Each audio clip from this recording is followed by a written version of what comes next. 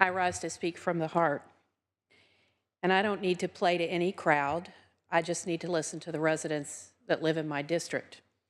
And on Friday, I got home. I had lunch with a prominent attorney in town who shared 3 stories with me that were out of the ordinary.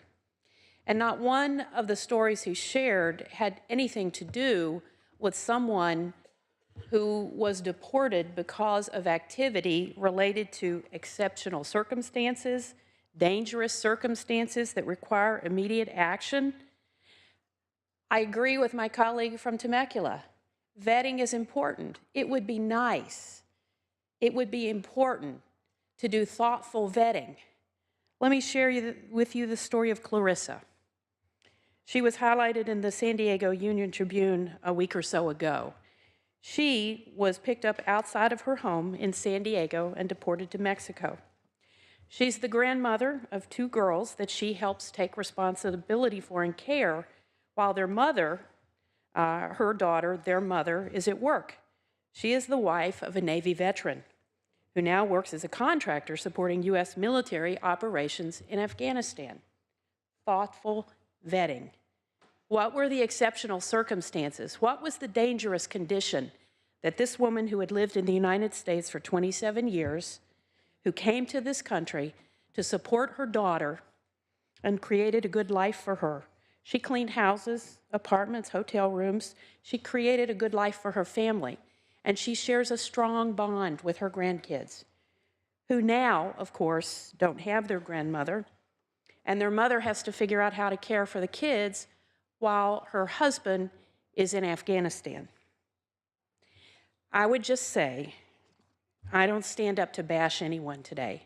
I stand up to say that there are individuals who live in our community. I live in an incredible, vibrant border community in San Diego. We are home to many who work hard every single day, who actually pay taxes, and who are part of our community. They want to live safe lives. They want to be able to work in their community. They want to be able to provide for their kids. And they want to be able to have a relationship with law enforcement, with those that are there to protect them. And I think that that's what we're having a discussion about. And why is this important today? Because these stories have increased. And it would be one thing if they were the list of examples that my colleagues have referenced that sound so frightening that, of course, none of us would want those individuals not to be removed, including the woman from Texas that I think the pro tem mentioned in his opening, who went to get a restraining order against someone and was deported. She was using a system to protect herself, and yet that's what happened to her. You know, I know that this is a difficult time for all of us in terms of the policies and the things that we see happening that can be disturbing, but, you know, I stand because I want to be supportive and I want to take care of women, families, neighborhood, communities, and I think that we can do this in a rational way, in a way that protects the very foundation of these ideals that a number of my colleagues have stood up to say about why people come here.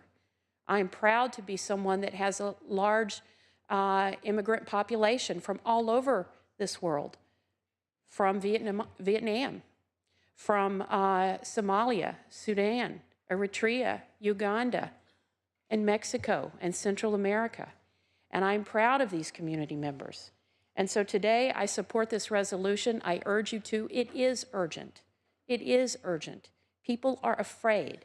And when they're afraid, they call their elected representatives.